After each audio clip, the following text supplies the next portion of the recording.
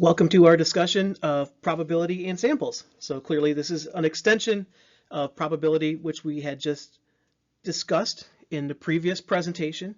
Now we are talking about probability instead of individual scores. We are talking about a sample and specifically a mean.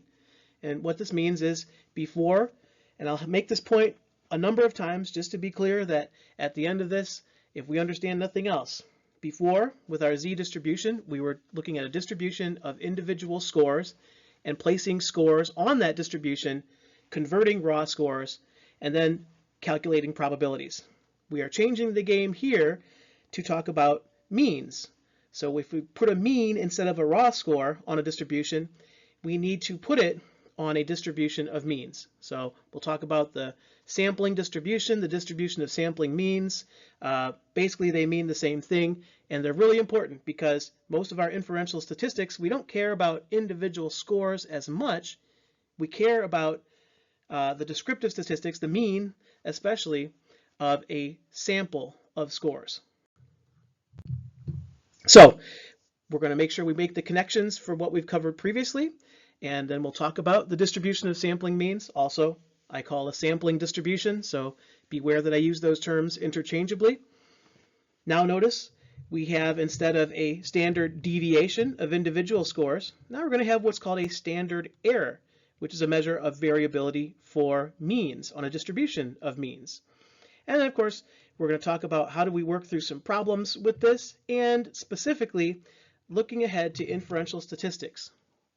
Now we've figured out how to, at the end of this, construct our sampling distribution. What do we do with it? Well, that will be coming up in future discussions. But for now, let's stick to our review of probability from previous discussions. So for example, let's say we have an elementary classroom and we have 30 students. A student is selected at random. What is the probability that the student will be a girl? Well, let's add up to get our total n size here. And we see that it's going to be, if I'm doing my math correct in my head, looks like it's going to be 31. Or no, in fact, that is going to be 30. Pardon me. And what is the probability that the student will be a girl? Well, we take our girls together, 15 over 30, probability of 50% that's a girl. Probability that the student will be from Sandusky, 12 over 30, and we can reduce that further. And what's the probability that the student will be a male from Perkins? Well, we have 11 boys from Perkins, so 11 over 30, and that's how we get our probabilities there.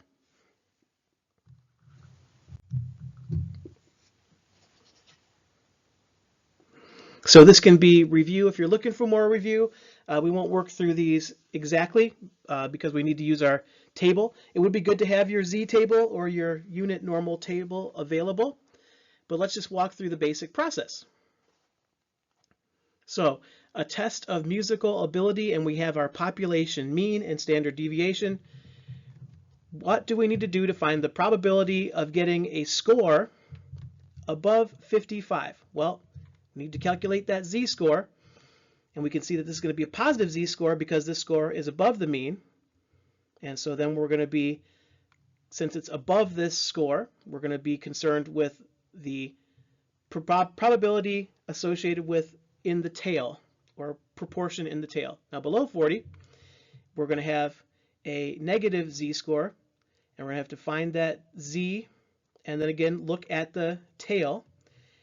And then, of course, now we have a score above 45, but this mean is below the population mean. So it's going to be a negative z-score, but we're looking for probability of a score above that negative z-score. So now we're going to be concerned with proportion in the body. And then, of course, we can work the opposite way. We can take the top 10%, so the tail, proportion in tail, and then from that, find the z-score that corresponds to that. Again, proportion in tail for this bottom 5%. And what do we need to do for the middle 50%?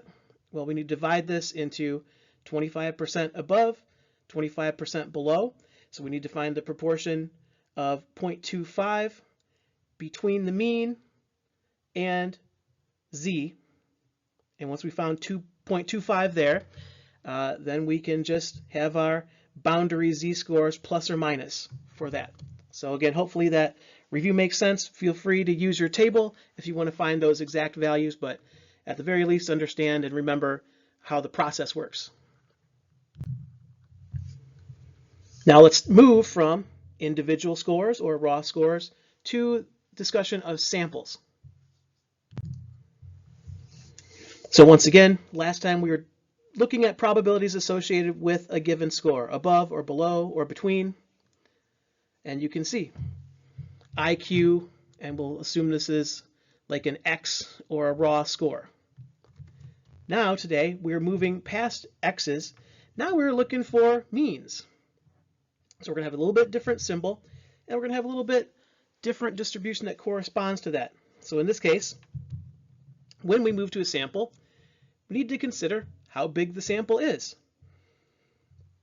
So our n size is going to be a huge factor to keep in mind going forward, but then the same logic applies once we've constructed our sampling distribution. Then it's just a matter of finding the cutoff value, not from an individual score, but for a mean, and then using that same table, z-table, unit normal table, to find the corresponding probability.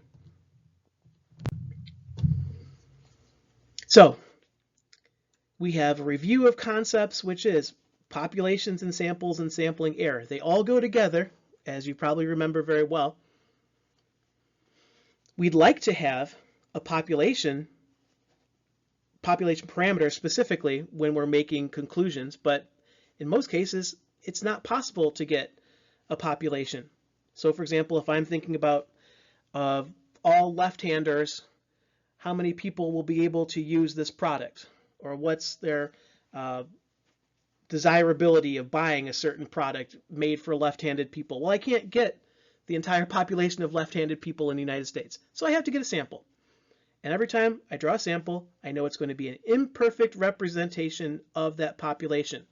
Now we have some ways that we can try and have that sample look as close to the population as we can. One is just getting bigger samples, and the other is to have random sampling. So when you have larger samples and as close to random as possible, you reduce sampling error. You reduce the difference from your sample from what the population parameters are likely to be. And of course, we don't know the population parameters in many cases, but let's assume that sometimes we might. So for example, moving to talking about means. What happens if we take 20 samples of 15? So that means for BGSU students, we're taking 20 samples of people, hopefully as close to random as possible, and each mean is not going to be the same because sampling error is just part of this process. We have to accept it and try and use known ways to reduce it if possible.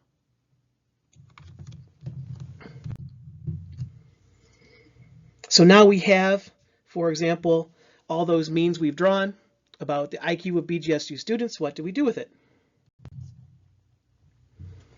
So now we have to put it in a distribution of sample means. So that means our sampling distribution has values for all possible sample means of a particular size. So if we're going with a sample size of 15 from the previous slide, well, we need to have a distribution that theoretically is for sample sizes of 15, all the possible values from the extreme highs to the extreme lows to most of them around the middle. And of course, it's hugely important, and we put it in red to distinguish that this is not a distribution of individual scores. Our distribution of sample means, or sampling distribution, is a distribution of means. So we have some new terminology here for our sampling distributions, which is, instead of our standard deviation for individual scores, now we have a sampling distribution of the mean, or what we're going to call a standard error. So just like with our distribution of individual scores, we need to think about central tendency and variability. Same thing for our distribution of means. We need to think about central tendency and variability, and we'll see how do we construct both of those components into the process for building our sampling distribution. So for example, you can see here we have 16 samples, and each sample has an n size of 2. One score, first score, second score, and then we can calculate a mean. So when we take and we can see what is the range of values of these scores, we see a low of 2 to a high of 8. So that's the potential range of scores that we can get of any of these individual scores. Now what normally happens with a range of 2 to 8 is you get a lot of the scores piling up toward the middle, right? So that when you average those out, most of the exact average that has the most seems to be 5. And then with a good number of average of 4s and 6s, and very few that have an average of 8 or 2. So there you kind of see how when we have random choosing of numbers aggregated into samples, in this case 16 samples, we start to get an idea of where the middle of that distribution of sample means is. In this case, our middle mean seems to be about 5, with some a little bit higher, a little bit lower, and we see the extreme unlikely ones and rare ones of mean of 2 and mean of 8.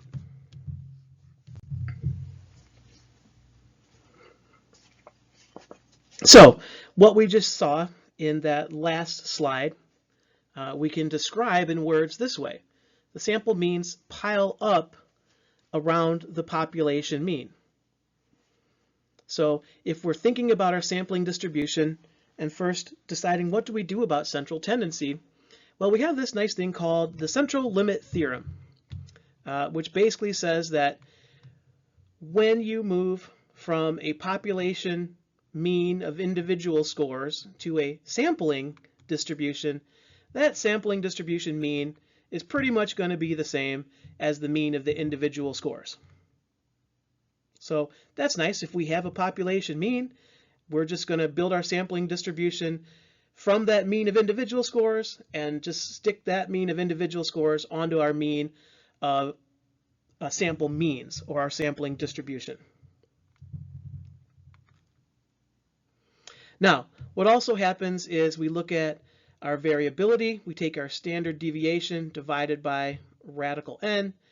And one thing to keep in mind is that as the sample size gets big, theoretically even into infinity, that distribution of sample means, the bigger the sample size, will approximate that standard deviation of individual scores.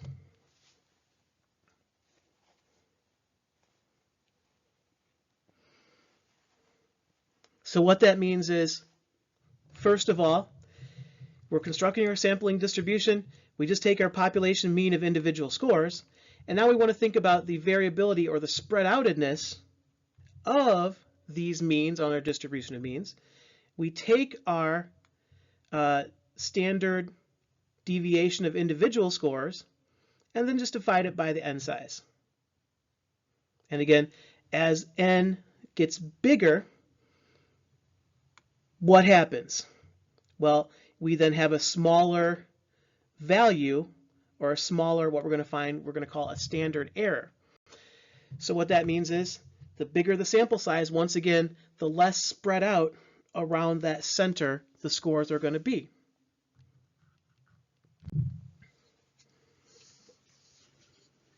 So for example, if we have a population of 10,000 students with known parameters of mean self-efficacy of 7.5, standard deviation of 1.5, if we draw a random sample of 10, will that sample mean equal exactly 7.5? Probably not. What happens if you just keep drawing samples of 10, samples of 10? Most of them will pile up around that population mean.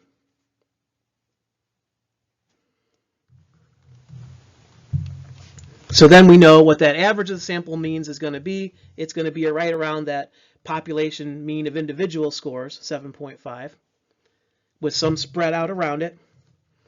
And then that standard deviation of the sample means, what's that going to be? That's still our question that's hanging out there. So that's coming up on the next slide.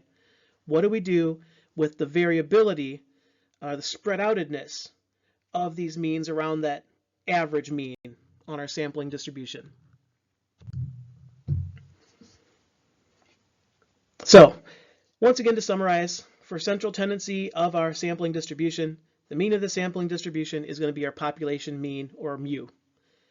Now, our variability is we come back to this individual score, population standard deviation, and we divide that by radical n. So what we know, first of all,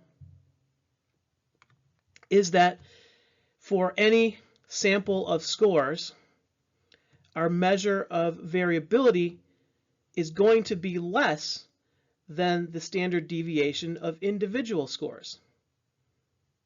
Because we're taking our standard deviation of individual scores, we're starting there, and then dividing it by something, making it smaller for our estimate of variability on our sampling distribution. And once we take our population standard deviation of individual scores and divide it by a larger n size, we're getting a smaller estimate of the variability or the spread around the center of our sampling distribution.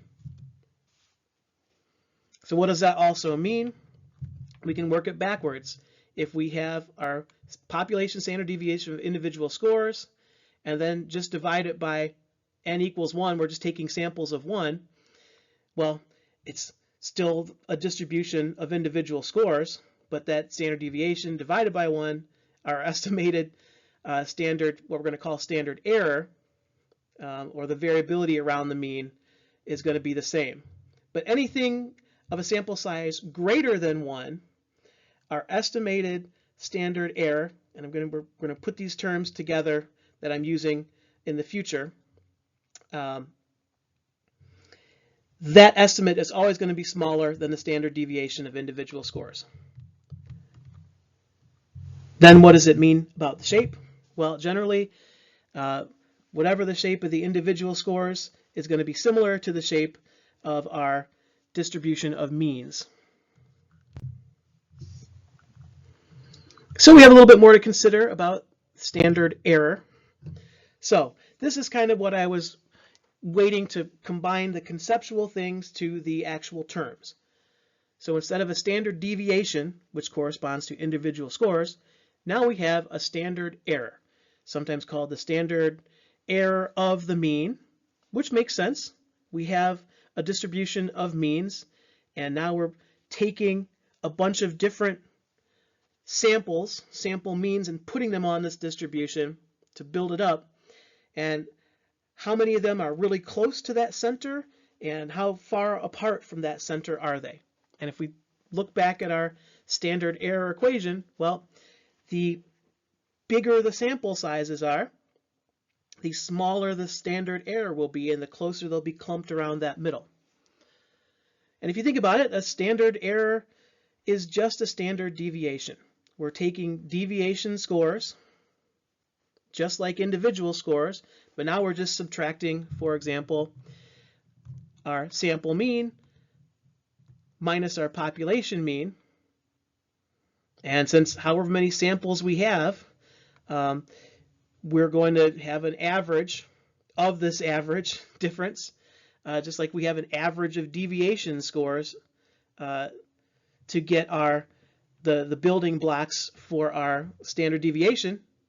Instead of x minus mu, now it's just mean minus population mean.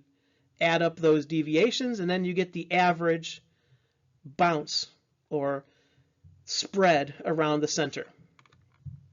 And once again, the concept is exactly the same between our standard error and of means and our standard deviation of individual scores. The only thing's different that the deviation for the standard error is a mean minus the population mean, whereas a deviation score for standard deviation is an individual x-score minus the population mean. So hopefully you're seeing how conceptually these things are very similar, but why we need to do it slightly different, because now we're moving from a distribution of individual scores to a distribution of means. So as I hinted at a little bit before, standard error is determined by two factors. So first of all, and you can see it right in the equation, if you look back at it, the numerator is the population standard deviation. If the individual scores are spread out a lot around the mean, that's the numerator of our standard error formula. If they're just naturally big deviations, well, whatever you divide that by is also going to be larger than if it was small deviations. Okay, so that's what the numerator does for our standard error formula. Then the denominator is kind of this law of large numbers. Whatever you have on top of the formula, this radical n on the bottom, the denominator, the bigger that is, the smaller the answer you get. So that's just the basic math. The larger the sample size, the closer to the population mean these sample means bounce around. So bigger sample size, smaller standard error. Bigger population standard deviation of individual scores, the bigger the standard error is going to be.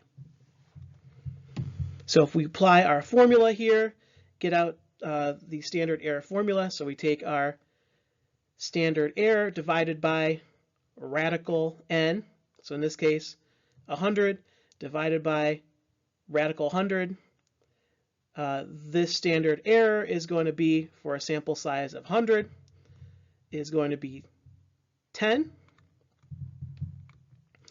What is the standard error if we, for example, take our standard population standard deviation divided by radical n?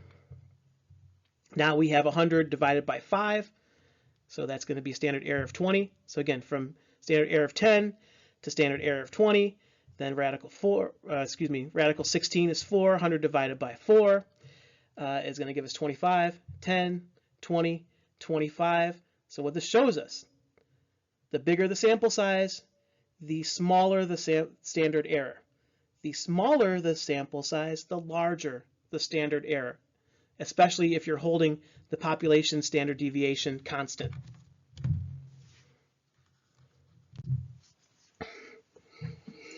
So what this means is that our distributions, sampling distributions specifically, look a little bit different depending on how spread out around that central peak the means tend to stick or bounce around. And we can see with a large standard error, we see that the distribution is wider. With a medium standard error, tends to look a little bit more like our classic normal distribution.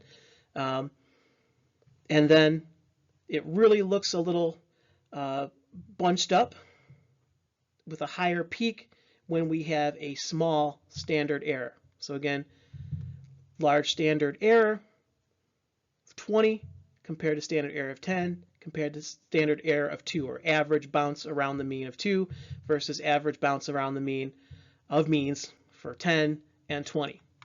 So that's what's happening, and why it's important to consider the standard error, not only in calculating it for the formulas we need, but also to think about what it means with regard to the distributions we're dealing with. So let's look forward to applying what we know now about sample means to the concept of probability. Now let's run through an example, and we'll be doing more of these specific problems with the actual formulas in the next discussion or presentation. But now I just kind of want to run through the logic just to show how what we're doing now follows in some ways the same format, but is using some different values because, again, we're moving from individual scores to sample means. from a distribution of individual scores to a sampling distribution. So for example, if we have known population parameters before, we might have wondered what's the probability of getting a score above a certain value. But now we look at this question, and now we're not looking at an x-score, we're looking at a mean above a certain value. So now we're looking at needing a sampling distribution of means for sample sizes of 25. So first of all, we need to convert this raw mean into a z-score. Remember our z-score formula, what was the top of that formula? It was a deviation score, x minus the population mean. Well, now I don't have an x. Well, that's going to be, as we'll find out and review a lot more coming up, will be sample mean minus population mean in the numerator. And then in the denominator of our z-score, again, x minus mu, population mean, numerator, population standard deviation in the denominator. Well, we've got a mean now in the numerator. We can't just use our individual score standard deviation, so that's why we had our standard error that we learned how to calculate. The standard error formula, again, population standard deviation over radical n. So again, we'll be coming to that. But those are the pieces for our z-score for a mean. And then the rest of the process follows exactly the same as we've covered before. We draw our graph. We find out that on our distribution that this mean of 540 is above our population mean. So just by thinking rationally or logically, if we are asking if we're going to get a mean above this mean that's already above the population mean, we know we're going to have a positive z-score, and we're going to be looking at a proportion in the tail at the upper end of the distribution. So that back half of using z and the distribution applies the same. It's just how do we get there? We can't use the z-score for raw scores. We have to have essentially the z-score for means. And again, we'll be covering that and the mechanics of that in detail in further discussions. So basically, if we're finding the z-scores here, we have our mean, and we have, specifically our sample mean for our sampling distribution of sample sizes of 16. So again, what do? Instead of our z individual score, x minus population mean over population standard deviation, we have to take our sample mean minus our population mean, and we need a standard error. So standard deviation over radical n. So in this case, what would our standard error be? Well, we would take 15 divided by radical n. So 15 divided by 4, we're into decimals here. And you see same logic here. We know, again, thinking through this without calculating the actual values, we know that we're going to be dealing with the z-score of this mean is above the population mean, so that z-score has to be positive. This z-score has to be negative. And this score, z-score, is more than 2 standard deviations above the mean. So this z-score that we'll have to test is going to be a z-score greater than 2. And if we look at these different sample size, which of the sample sizes is going to have the smallest standard error? Well, the bigger the sample size, the bigger the denominator in our standard error equation, the smaller the standard error becomes. So this is going to have a big z value, partly because it's way above the mean, and it's by a big sample size, so a smaller standard error to divide it by. And again, we'll be working with the formulas all together. I'm just thinking conceptually at this point right now. So let's take a quick look ahead to inferential statistics and how some of the things we've been talking about might apply. So for example, you can also think about the standard error as a measure of reliability. If the standard error is big, you're working with small sample sizes, for example, you can get a lot of bounce around that population mean for these individual small samples. So that kind of reflects what we see here is the mean we've got for group A, here's the mean we got for group B. Looks like group B is higher, right?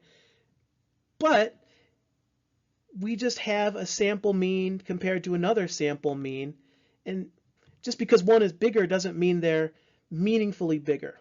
So we can often think about the variability, the standard error when we're dealing with means as how much bounce around the mean we have would we expect other means to be.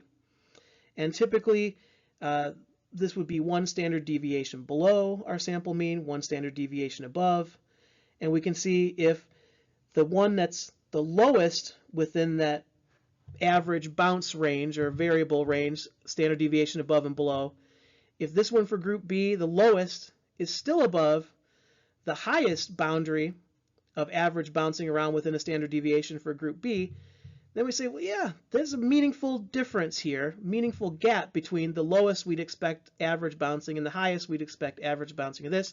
So looking at this, we don't just look at the average values to say these means are different.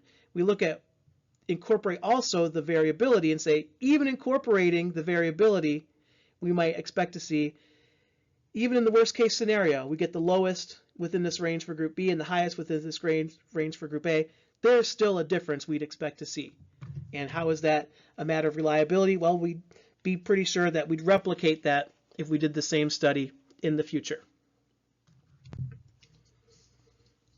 And then finally, standard error as a matter of chance. We have a mean, and how much do we think it's really trustworthy, or is it just kind of a weird bounce and there's a whole bunch of noise and lots of average bouncing around, not trusting the mean? Well, here's an example of a clear kind of experimental paradigm. Does a new training affect employee performance? Give the training to sample of employees. Compare the mean you got of your trained employees to the rest of the population. Did the training make a difference? Is the mean not only higher than the population mean of your sample, but is it higher and within that range of standard error higher than the population? So again, I'm thinking conceptually here, trying to fold in the concepts of mean differences and average variability. The nice thing though is we have a definite technical and logical way to work through this and put them all together instead of having to just kind of think through it conceptually. So again, kind of lay down the guardrails for what we're going to start doing our actual hypotheses test, like you'll be doing if you do any sort of research or data analysis and are making conclusions about inferential statistics in the future. We're almost there. We just got to take that next step and go through the formal process. So looking forward to doing that and more as we continue on our journey.